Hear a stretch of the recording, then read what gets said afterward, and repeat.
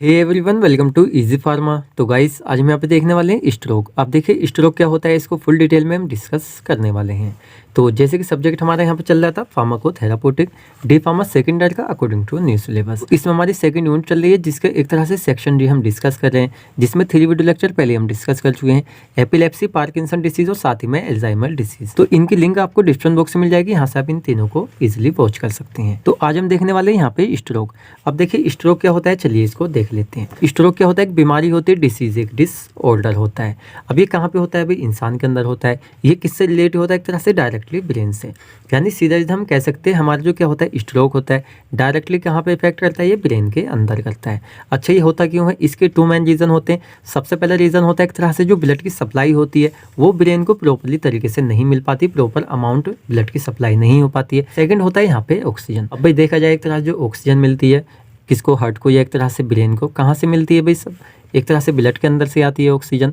तो सीधे हम कह सकते हैं जो ब्लड की सप्लाई है वो प्रॉपरली तरीके से किसको, ब्रेन को नहीं मिल पाती है, जिसकी वजह से जो ब्रेन के एक तरह से क्या होते हैं फंक्शन होते हैं वो वहाँ पे डिस्टर्ब हो जाते हैं, जिसकी वजह से एक तरह से स्ट्रोक की कंडीशन आ जाती है। अच्छा, स्ट्रोक की कंडीशन के नॉर्मल एक तरह से आपने देखा होगा, कभी आपने देखा हो या एक तरह से मूवीज वगैरह में देखा हो, जो पैरालिसिस होता है एक तरह से एक मेन सिम्टम्स होता है। जैसे क्या होता है भाई, एक हाथ पे पैरालिसिस, यानी वन साइड पड़ेगा हमेशा जब भी होगा इसमें पैरालिसिस। जैसे एक आर्म पे एक तरह से क्या हो गया, पैरालिसिस हो गया वन साइड में, एक साइड में क्या हो गया, फेस हो गया, उसमें पैरालिसिस हो गया, बोलने में, स्पीच वगैरह एक तरह से देखा जाए बोलने में दिक्कत होगी भाई, साथ ही में लेग्स वगैरह। तो देखा जाए तो एक तरह से वन साइड पैरालिसिस क्या होता है, अचानक से हो जाता है स्ट्रोक आने से। तो ये क्या होता है, एक तरह से इसके मेन सिम्टम्स होते हैं, जैसे कि आप स्क्रीन पे देख सकते हैं। अब हम देख लेते हैं, चलिए इसकी डेफिनेशन। तो हिंदी में हम कहते हैं इसको एक तरह से दौरा टाइप में पड़ना, कहते हैं ना अचानक से भाई मुंह पे पैरालिसिस हो गया, दौरा पड़ गया, एक तरह से खड़े खड़े इंसान गिर गया, तो उस तरह का यहाँ पे मसला होता है। Stroke is the rapid loss of brain function. एक तरह से कह सकते हैं क्या है, स्ट्रोक जो है एक तरह से मतलब rapid loss of brain function, यानी ब्रेन के जो फंक्शन होते हैं रैपिडली तरीके से उनका लॉस हो जाता है। क्यों हो जाता है, due to disturbance in the blood supply to brain. एक तरह से जो ब्लड की सप्लाई होती है किसको, ब्रेन को जो ब्लड की सप्लाई मिलती है वो वहाँ पे डिस्टर्बेंस हो जाता है, एक तरह से बिगड़ जाती है, जिसकी वजह से कंडीशन आती है।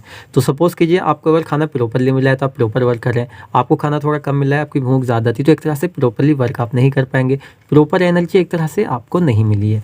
तो इस तरह से क्या होता है, ब्रेन को प्रॉपरली अमाउंट में ऑक्सीजन और ब्लड नहीं मिल पाता है, उसको भी सर्वाइव करने के सारे फंक्शन वो जो करता है, सारे जो टिश्यू वगैरह है, मसल्स वगैरह सभी को चाहिए। तो वहाँ पे क्या हो जाता है, एक तरह से डिस्टर्ब हो जाता है, जिसकी वजह से क्या होता है अचानक से स्ट्रोक पड़ जाता है, जिसमें क्या होता है वन साइड एक तरह से पड़ता है, फेस वगैरह पैरालिसिस अदर हमारे सिम्टम्स आ सकते हैं। नेक्स्ट इसमें हम देख लेते हैं, ये स्ट्रोक हैपन, एक तरह जो स्ट्रोक है ये पड़ता है व्हेन जब blood flow to a part of the brain stop and it sometime called brain attack. अब देखिए नॉर्मल क्या होता है, जो हमारा हार्ट होता है, जैसे कि मान लीजिए हार्ट को प्रॉपर क्वांटिटी में ऑक्सीजन ना मिले, जो लंग्स से एक तरह से ब्लड के थ्रू ऑक्सीजन मिलती है हार्ट को, तो प्रॉपरली क्वांटिटी में क्या हो रहा है भाई, लंग्स से ऑक्सीजन नहीं मिल रही है, किसको नहीं मिल रही है, एक तरह से हार्ट को। तो यहाँ पे क्या हो जाएगा भाई, हार्ट अटैक वगैरह हो सकता है, प्रॉपर क्वांटिटी में उसको भाई फंक्शन करने के लिए तो ब्लड मिल रही, साथ ही में ब्लड के साथ ऑक्सीजन। तो वही वाली कंडीशन यहाँ पे होती है, जो एक तरह से हार्ट हमारा होता है पंपिंग करता है ब्लड को सारी ही बॉडी में। तो एक तरह से जब हमारा क्या होता है हार्ट के पास आता है, सीधा सॉरी हार्ट से कहाँ से आता है, ब्रेन के पास आता है, तो यहाँ पे प्रॉपर क्वांटिटी में ऑक्सीजन और यहाँ पे ब्लड नहीं मिल पाता है, जिसकी वजह से इसको हम क्या कहते हैं, ब्रेन अटैक भी यहाँ पे कह देते हैं। तो ये हमारा हो गया यहाँ पे स्ट्रोक क्या होता है।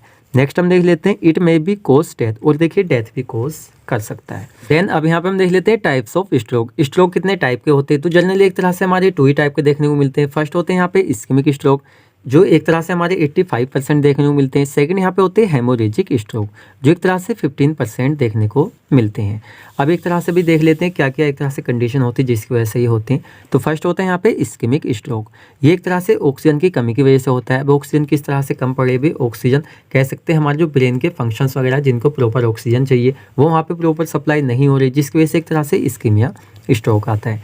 जैसे नैरो एक तरह से हो जाए भाई, नैरो हो जाए, पिचक जाए, जो हमारी ब्लड आर्टरी ब्लड विसल्स वगैरह होती हैं, ये एक तरह से ब्लॉकेज हो जाए, जो क्या करते हैं एक तरह से रिड्यूस कर दे ब्लड के फ्लो को। ब्लड का फ्लो जब रिड्यूस हो जाएगा तो एक तरह से कोज होता है यहाँ पे इस्कीमिया। तो ये क्या हो गया हमारे यहाँ पे इस्कीमिया हो गया, इसी को हम एक तरह से इस्कीमिया स्ट्रोक कहेंगे। साथ ही में ischaemia stroke is further of the following types, और एक तरह से इस्कीमिया भी हमारा कुछ टाइप्स में डिवाइडेड होता है। जैसे फर्स्ट होता है यहाँ पे थ्रोम्बोटिक स्ट्रोक। थ्रोम्बोटिक थोड़ा सा नाम से आपको पता चल रहा होगा, यानी एक तरह से थ्रोम्बस यानी थक्का जम जाता है कहाँ पे, जो ब्लड वेसल्स होती हैं उनके अंदर। Formation of A thrombus in an artery, एक तरह से हमारी जो आर्टरीज होती है उनके अंदर क्या होता है, यहाँ पे ब्लड का क्लोट जम जाता है। सप्लाई ब्लड, एक तरह से जो एक तरह सप्लाई करते हैं किस चीज़ को, ब्लड को, कहाँ को, एक तरह से ब्रेन को। तो जब वहाँ पर भी फॉर्मेशन हो जाएगी क्लोट की और एक तरह से सप्लाई हो रही किस चीज़ की, ब्लड की, ब्रेन को, तो रिजल्ट यहाँ पे निकल कर आता है इन दी स्ट्रोक। एक तरह से क्या हो जाता है, ये स्ट्रोक हमारा वहाँ पे हो जाता है। तो सीधा यहाँ पे क्या हो रहा है, प्रॉपर क्वांटिटी में ऑक्सीजन ब्लड वहाँ पे नहीं मिल पा रहा है। नेक्स्ट हमारा होता है यहाँ पे हेमोरेजिक स्ट्रोक। अब हेमोरेज स्ट्रोक जो होता है, थोड़ा सा आपको नाम से पता चल रहा होगा, यहाँ पे ब्लीडिंग वगैरह का मसला होता है, हेमोरेज हो जाता है। It is a stroke. ये क्या होता है कि स्ट्रोक होता है इन विच, जिसके अंदर रैप्चर और लीकेज हो जाता है ऑफ द ब्लड वेसल्स, यानी जो क्या होती है, ब्लड वेसल्स होती है, रैप्चर हो जाती है, फट जाती है, एक तरह से लीकेज होता है उनके अंदर। तो लीकेज होने से क्या हो जाएगा, भी ब्लड उनके अंदर से बाहर को आएगा, बाहर आके क्या करेगा, एक तरह से चारों तरफ जम जाएगा, प्रेशर डालेगा ब्लड वेसल्स के ऊपर जो अदर है हमारी, तो उन पर भी एक तरह से प्रेशर पड़ेगा, जिससे एक तरह से कह सकते हैं वो भी हमारी नैरो होंगी या ब्लॉकेज होंगी। तो इस तरह से हमारा सारा मसला होता है। ब्रेन ड्यू टू हाइपरटेंशन, अब एक तरह से जो हमारी कंडीशन है, रैप्चर वाली भाई फट रही है ऐसा तो नहीं है, उन पर एक तरह से प्रेशर डाला जा रहा है जब तो फट रही है या लीकेज हो रही। हाइपरटेंशन, हिसाब से ज़्यादा अगर ब्लड का फ्लो है उसके अंदर तो एक तरह से भाई फट सकती हैं। साथ में ओवर ट्रीटमेंट, हमने क्या किया, उसके अंदर भी क्लोट वगैरह जम गया, तो हमने हिसाब से ज़्यादा उसको ट्रीटमेंट दिया, उसको क्लोट को हमने घोलने के लिए हिसाब से ज़्यादा हमने दवाइयाँ खाई, जिस वजह से ओवर ट्रीटमेंट हो, ब्लड का फ्लो एक्स्ट्रा हो गया, जिससे एक तरह से रैप्चर हो सकती है, फट सकती है। विद एंटी कोएगुलेंट, जो एक तरह से ब्लड थक्का वगैरह उसको घोलने के लिए हम एंटी कोएगुलेंट्स वगैरह देते हैं। अब ये हमने देखे टाइप, अब देखे यहाँ पे आप इसको अच्छे से समझेंगे। जैसे फर्स्ट वाला हमारा क्या था, इस्केमिक स्ट्रोक, 85% होता है। तो इसके अंदर क्या होता है, हमारा जो ब्रेन है उसके अंदर की ब्लड वेसल्स, आर्टरी वगैरह जो होती है एक तरह से वो ब्लॉक हो जाती है। आप देख सकते हैं इस तरह से हमारा क्या हो गया, थ्रोम्बस जम गया, क्लोट जम गया, जिसकी वजह से क्या हो गई, यहाँ पे ब्लॉकेज हो गई, नैरो हो गई। अब क्या हो जाएगा, यहाँ पे ब्लॉक हो जाएगी ब्लड वेसल, जिसकी वजह से जो प्रॉपर अमाउंट में सप्लाई हो रही ब्लड की और साथ ही में ऑक्सीजन की, वो वहाँ पे नहीं हो पाएगी। तो ये तो हो गया हमारा फर्स्ट। सेकंड में यहाँ पे क्या हो रहा है, जो हमारा हेमोरेजिक स्ट्रोक है, इसमें सीधा सीधा हम कह सकते हैं रैप्चर हो रही है यहाँ पे ब्लड वेसल्स। सीधा सीधा आप देख सकते हैं हमारे ब्रेन के अंदर की ब्लड वेसल से क्या हो रही है, रैप्चर हो रही है, फट रही है, लीकेज हो रहा है, जिससे ब्लड बाहर आ रहा है। बाहर आके क्या करता है, एक तरह से जो अदर ब्लड वेसल्स हैं उनके ऊपर क्या करता है, प्रेशर डालता है। प्रेशर डालता है तो एक तरह से वहाँ पर भी वो सप्लाई कम होती है। तो ये हमारी क्या हो जाती है, यहाँ पे इसके टाइप्स हो जाते हैं। नेक्स्ट हम देख लेते हैं इटियोलॉजी। तो इटियोलॉजी काफ़ी ज़्यादा आसान है। Some factors that can be modify, aetiology में कुछ हमारे ऐसे फैक्टर है जिनको हम मॉडिफाई करके एक तरह से इस डिसीज़ को ट्रीट कर सकते हैं। जैसे ओबिसिटी, ओबिसिटी क्या है, मोटापा है। मोटापा हिसाब से ज़्यादा होगा तो सीधा हम कह सकते हैं हमारे जो क्या है, जो हर्ट से एक तरह से ब्लड जा रहा है, कहाँ पे, ब्रेन के पास जा रहा है, तो वहाँ पे कुछ क्लोट वगैरह जा सकते हैं, किस चीज़ के, लिपिड्स वगैरह के, कोलेस्ट्रॉल वगैरह वहाँ पे, जिससे क्या हो सकता है, वहाँ पे एक तरह से मतलब क्लोट वगैरह जम सकता है। तो ये इसका एक रीज़न हो सकता है। साथ में हाइपर लिपिडीमिया, लिपिड की क्वांटिटी इंक्रीज, जैसे हमने आपको बताया कुछ इस तरह कंडीशन हो सकती है। डायबिटीज़ मेलाइटस, साथ में यहाँ पे हाइपरटेंशन। हाइपरटेंशन होने से क्या होगा, जो एक तरह से हमारी ब्लड वेसल्स से वो रैप्चर हो सकती हैं, फट सकती हैं। एल्कोहलिज्म, स्मोकिंग, ये कुछ एक तरह से क्या है हमारे यहाँ पे इटियोलॉजी एक तरह से कुछ कारण हैं।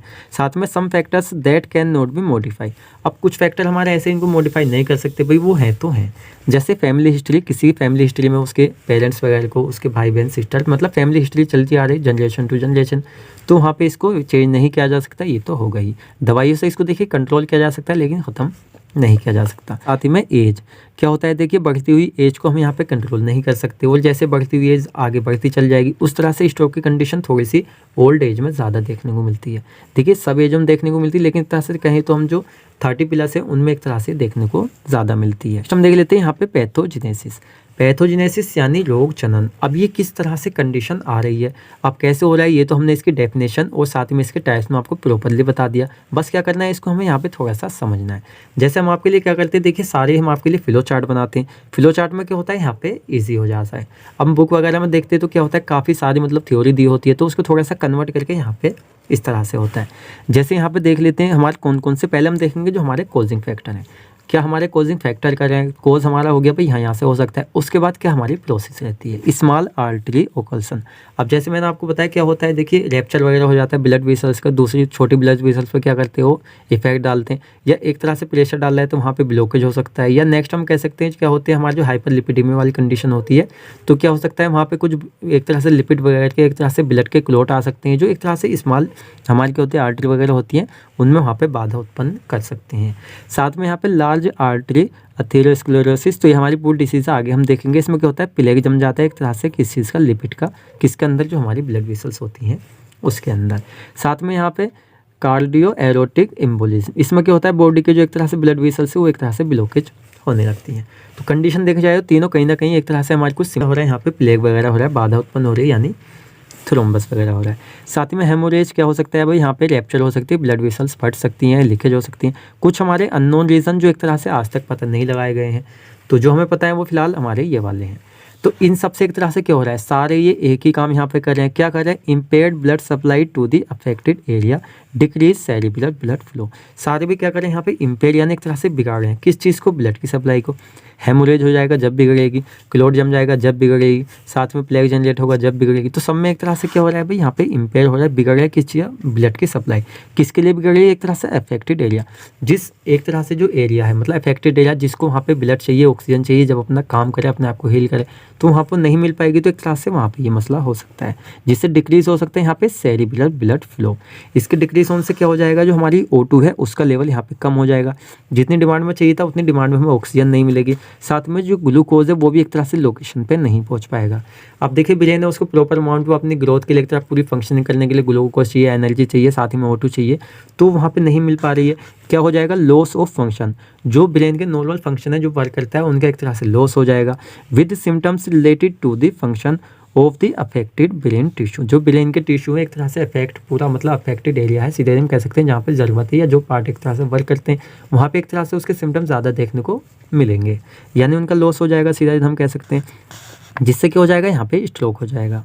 नॉर्मली आपको समझ में आया होगा पैथोजेनेसिस किस तरह से हमारा था। अब देखिए पैथोजेनेसिस है, इससे पीछे जितना हम आपको पढ़ाया है, कोई भी आपका डाउट आप कमेंट सेक्शन में पूछ लिया करें, बिल्कुल ना घबराया करें। हम मोस्टली आपके कमेंट के एक तरह से रिप्लाई देते हैं, जिससे आपको कोई डाउट ना रहे। नेक्स्ट हम देख लेते हैं यहाँ पे इसके क्लिनिकल मैनिफेस्टेशन यानी सिम्टम्स।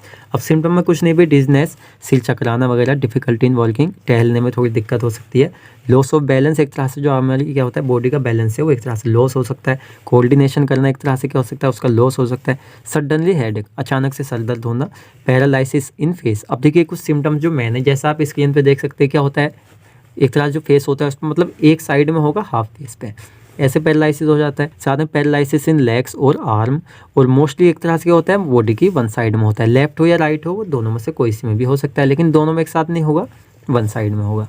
ब्लड एक तरह से जो हमारी आंखें होती हैं उसके आगे एक तरह से अंधेरा आ सकता है, साथ में कह सकते हैं यहाँ पर धुंधला दिख सकता है, और डार्कनेस विजन यानी अंधेरा भी आ सकता है। तो ये क्या थी, हमारी क्लिनिकल मैनिफेस्टेशन थी।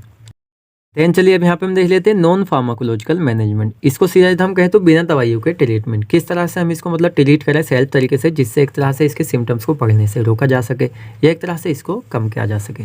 जैसे फिजिकल थेरेपी आप लें, देखिए एक्सरसाइज वगैरह फिजिकल थेरेपी आप लीजिए, जिससे क्या होता है बॉडी के सारे पार्ट अच्छे से वर्क करते हैं, ब्लड सप्लाई आपकी अच्छी होती है, यानी क्या होता है खून का दौरान अच्छा होता है। स्पीच थेरेपी आप लें, जिससे आपके जो एक तरह से क्या हो जाए पैरालिसिस वगैरह का मसला हो जाता है, आप स्पीच थेरेपी लेंगे, जिससे क्या होता है आपकी जो मसल्स वगैरह है वो खुलेंगी, एक तरह से ब्लड सप्लाई अच्छी होगी। साथ में ऑक्यूपेशनल थेरेपी और साथ में फिजियोकेमिकल थेरेपी, और यहाँ पे अर्ली डायग्नोसिस, जल्दी डायग्नोसिस करें, ऐसा ना हो वो एक तरह से स्टेज बढ़ती चल जाए और आपको पता भी ना चले। तो कुछ चीज़ें जिन्हें करके एक तरह से इन सिम्टम्स को आप कम कर सकते हैं। लास्ट में फार्माकोलॉजिकल मैनेजमेंट यानी ट्रीटमेंट, जब अगर हो गया है तो किस तरह से हम इसको ट्रीट कर सकते हैं। फर्स्ट होते हैं हमारे ACE इनहिबिटर्स। तो ACE इनहिबिटर्स क्या होते हैं, हमने आपको पीछे बताया हुआ है, एंजियोटेंसिन कन्वर्टिंग एंजाइम कुछ इस तरह से हमारे होते हैं, जैसे हमारा कैप्टोप्रिल, इनालाप्रिल, यहाँ पे हमारा पेरिंडोप्रिल। तो ये हमारे कुछ हो गए। साथ में हमारे ओरल एंटीकोएगुलेंट्स होते हैं। अब देखिए कुछ हमारे ये होते हैं जो क्या करते हैं, मतलब जो हाइपरटेंशन होता है उसकी कंडीशन कम करते हैं, जिससे एक तरह से क्या ना हो सके, जो हमारा रैप्चर वगैरह है वो ना हो सके। एंटीकोएगुलेंट जो क्लोट वगैरह होता है भाई उसको वहाँ पे खोल सके। HMG कोएंजाइम रिडक्टेस इनहिबिटर हम दे देते हैं यहाँ पे, जैसे एटोर्वेसेटिन या सिम्वेसेटिन हो गया। साथ में एंटीप्लेटलेट्स एजेंट हम दे देते हैं, एस्पिरिन हो गया या हमारा टेक्लोपिडिन हो गया। और यहाँ पे थ्रोम्बोलाइटिक्स जैसे स्ट्रिप्टोकाइनेज हो गया, यूरोकाइनेज हो गया, और साथ में यहाँ पे रिटिप्लेस हो गया। ये कुछ हमारी क्या है यहाँ पे दवाइयाँ हैं जिनको आप यहाँ पे लिख सकते हैं। तो आई थिंक आपको पूरी डिसीज़ बहुत ही अच्छी तरीके से यहाँ पे समझ आई होगी। जो बच्चे हिंदी प्लस इंग्लिश में यूपीबोर्ड वाले पढ़ना चाहें, लिखना चाहें, वो इसको यहाँ पे लिख सकते हैं। अब देखिए आपको वीडियो लेक्चर कैसा लगा, आप में कमेंट करके ज़रूर बताएं, और एक तरह से आपका कोई भी डाउट है तो आप हमसे कमेंट सेक्शन में पूछ सकते हैं, और एक तरह से आप हमसे पर्सनली कनेक्ट होना चाहते हैं, कोई भी अपना डाउट क्लियर करना चाहते हैं, तो आप हमारे इंस्टाग्राम आईडी को फॉलो कर सकते हैं, लिंक आपको डिस्क्रिप्शन बॉक्स में मिल जाएगी। आपको हमारी पर्सनल आईडी और साथ ही में जो चैनल है इजी फार्मा इंस्टाग्राम पे, आपको उसकी भी लिंक मिल जाएगी, तो आप चाहें तो ज्वाइन कर सकते हैं। अब आपको वीडियो लेक्चर कैसा लगा आप हमें कमेंट करके बताएं, साथ ही में अच्छा लगा है तो अपने फ्रेंड्स के साथ भी शेयर करें, वीडियो को लाइक करें। तो मिलते हैं जल्दी ही आपसे नेक्स्ट वीडियो लेक्चर में।